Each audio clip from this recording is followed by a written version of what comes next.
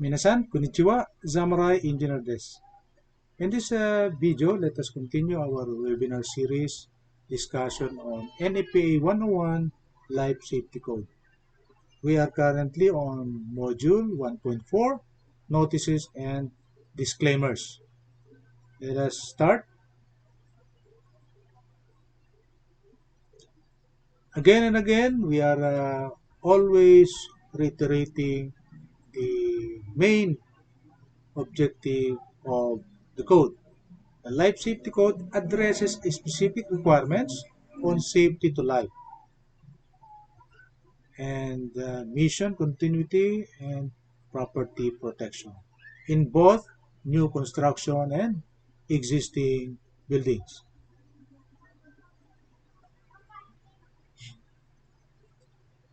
We are currently on part 1, where we are currently discussing code organization.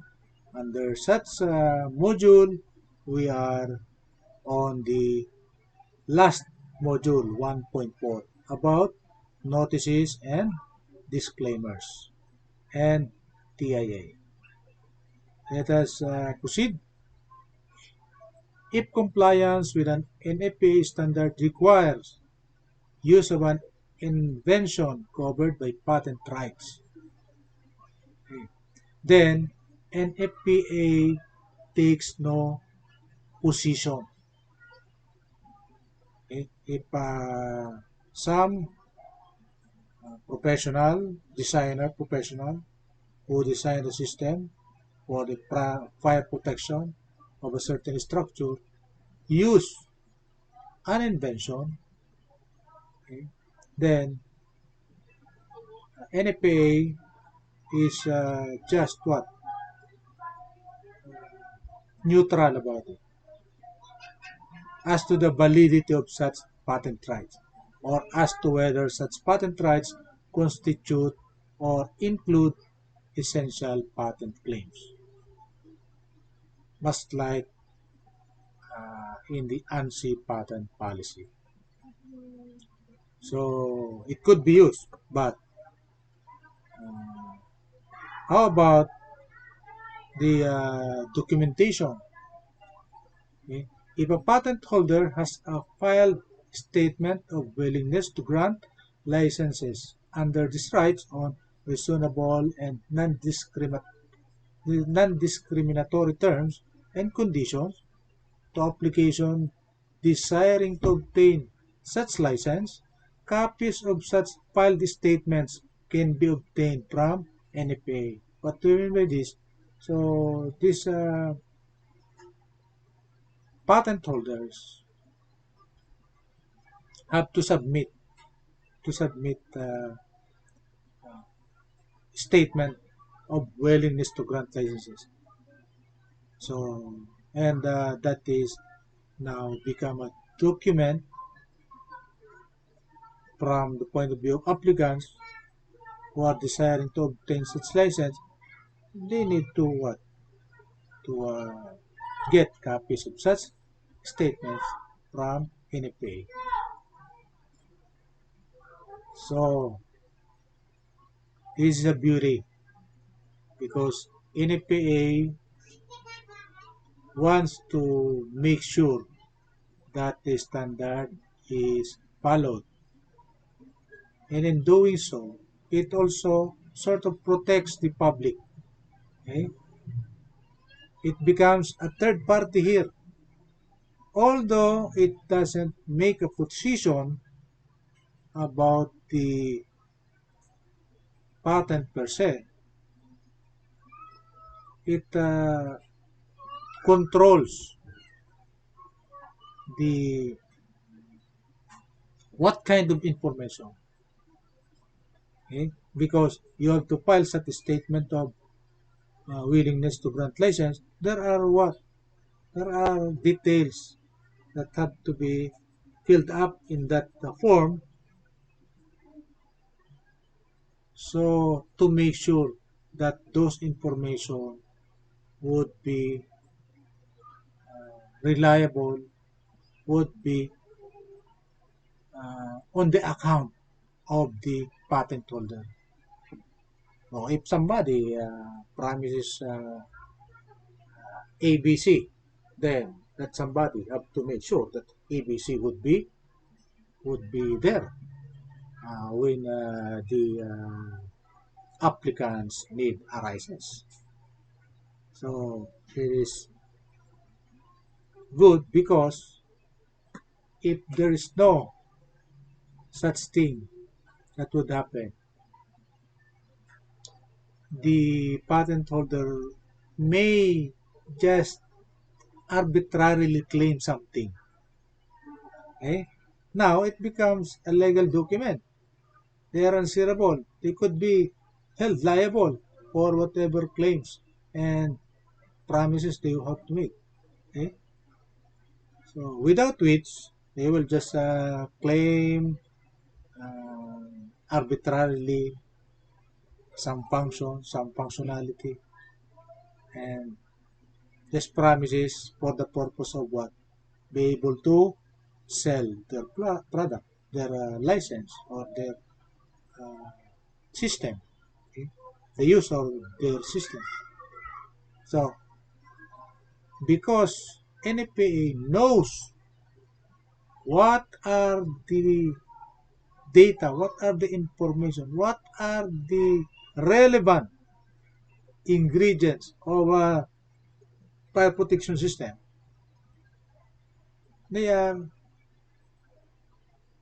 required to fill in the documents. Okay, they have to file some statement, and they can be hold for whatever liability it may arise later on. And the same manner that not only the liability, also if the patent holder is being truthful and the patent is really working, it is a what? An assurance. The file documents is a legal evidence that this patent holder really has some good product, system, or rule,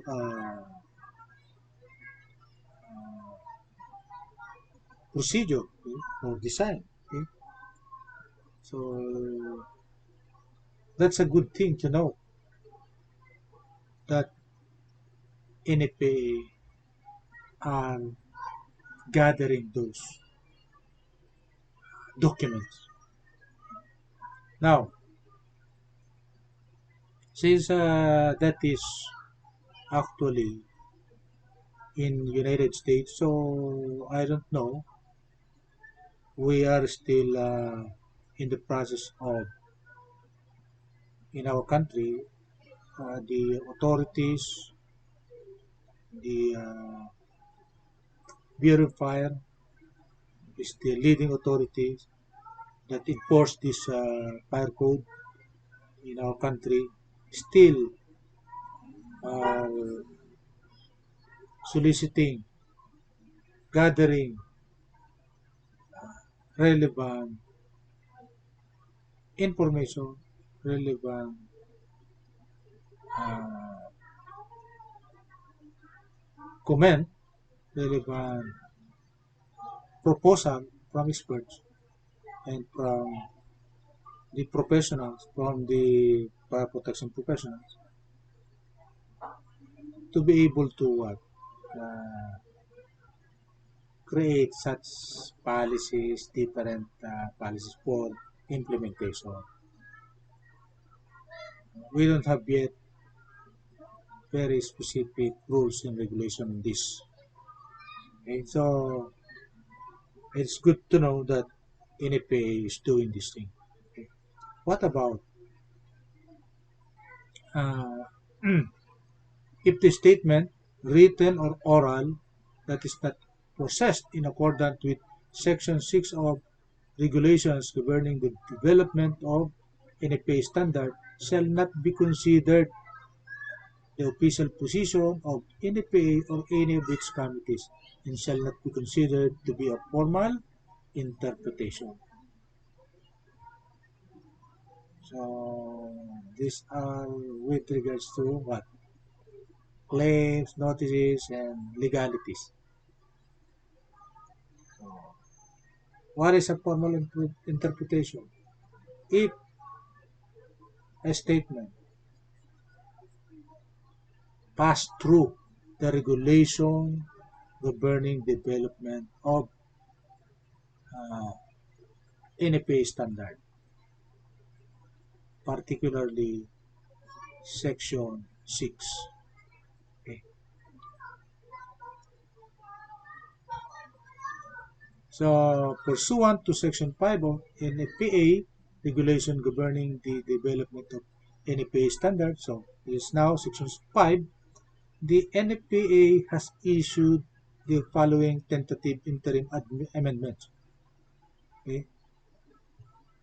What we call TIA, Tentative Interim Amendments to NFPA 101 series of 2018. So we have already, because some months, some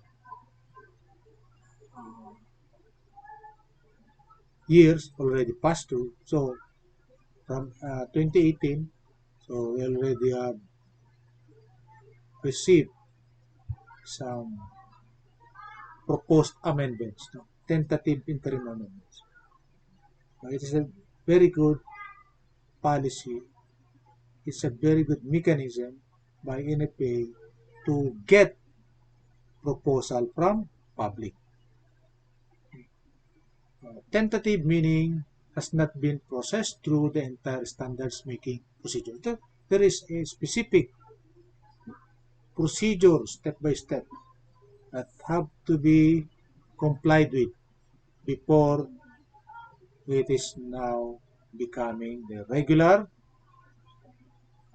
provision of the code. So, tentative, it has not been processed through the entire. So it is ongoing. No? Interim meaning effective only between editions of the standards. So interim meaning in between. So there are two states. The in-between state is what we call interim state. So effective only between editions of standards. For example, 2015 is the last of the previous standard and 2018 is the current standard. Okay? So interim to that, so those proposals that were received in that period. Now, so we have now the current standard going to the next revisions, the next edition, probably this year, probably next year. I think 3 to 5 years is the revision cycle of NFPA. I think most of the American standards, particularly in engineering, for example, in civil engineering, structural engineering, they uh, they have a revision cycle of 3 to 5 years. So that period. So since this is 2018, so we are looking at the next this year 2021. So 3 to 5. So 2021 between 2021 to 2023. So that is 3 to 5 years. So for example, TIA 18-2 reference 32.7.8. So that is the paragraph under the new, and 33.7.8.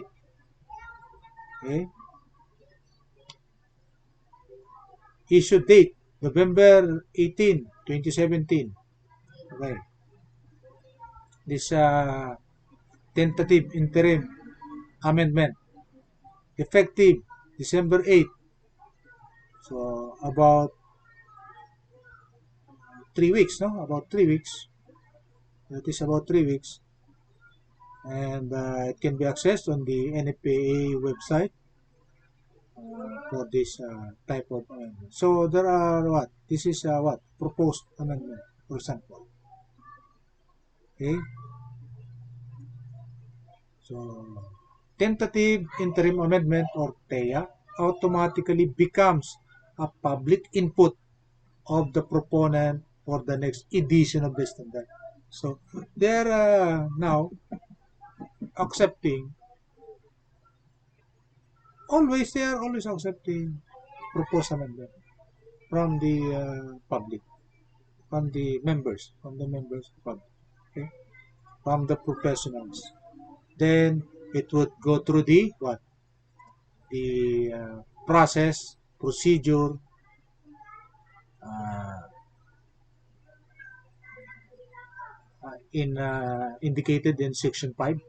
So I think it is indicated in section 5. Can we go back to that? So pursuant to section 5. Okay, section 5. Okay. So section 5 is the authority given to the NFPA to what? To issue TIA, proposed amendments. Okay. Then it is subjected to all of the procedures of the standard making process. So there is a process that have to be followed, have to be complied with before it is. So there are reviews. No? There are reviews. It's not like some expert proposed. It is already. So that is a weak, very weak type of making the code. So our code in the Philippines do not have similar mechanism. For example, there is one particular professional organization that just invite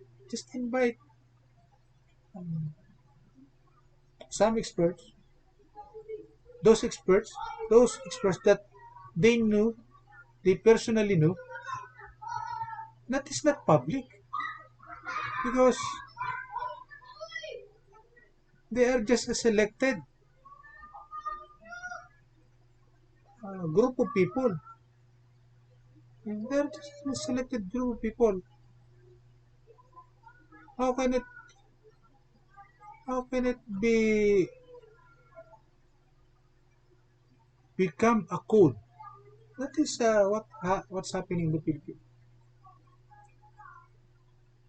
So if you are known to the officers, you will be invited.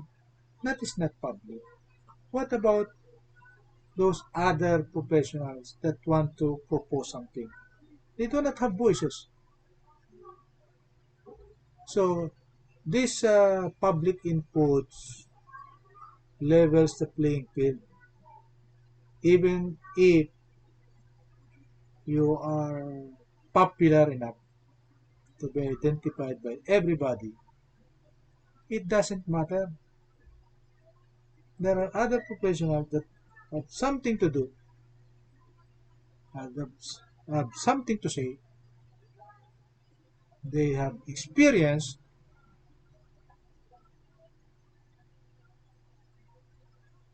and why? There are only a bunch of few people who are able to get they, their voices heard. Why? So this is the weakness of our engineering profession in the Philippines. That's why it will not gain. It will not gain unification. It will not gain. It will not amount to anything if they don't address this this issue, there must be a mechanism for the public to share an input, to propose input. There have to be a mechanism for all the professionals involved in that particular discipline. So that is lacking in our engineering areas, in engineering discipline in the Philippines. So I think it will change in the future as we are looking at examples, working examples, right? That there are mechanisms for continuous updating of code. Imagine one organization just invite 3 or 5 people and they discuss among themselves, then make it a code. They will make it a code. Okay? So it's not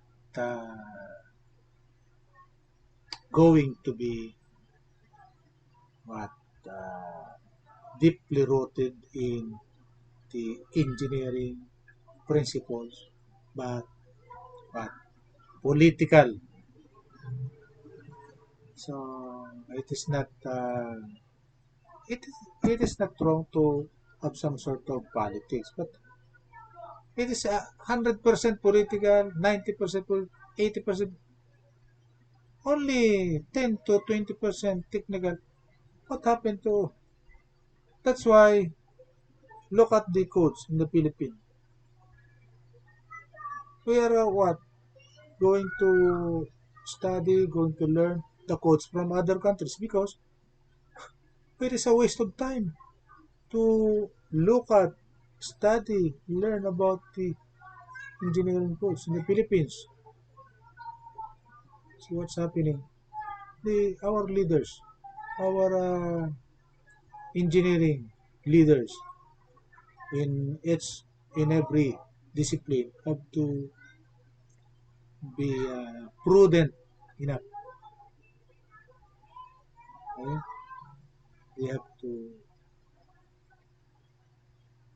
have a vision. Okay? It will not happen overnight. It will happen overnight. It have to be a very long culture, very long tradition of. So, for example, in this NFPA 101, it has a very long tradition of 100 years, close to 100 years, very long tradition. So our code started from 1950s, but what is the content? What is the form? What is? It is a waste of time sometimes to read codes, engineering codes in our country. However, we still have to follow that code. That is the legal document that have to be followed. But anyway, it don't have uh, so much power. Unlike this code 101 and other codes from IEEE, NFPA. So we need some changes. We need changes to be implemented in our engineering professions. That's all what I'm saying. I'm not against anybody. I'm not uh, making political statement. I would like engineering practice in the Philippines to become really professional. We don't have the real code.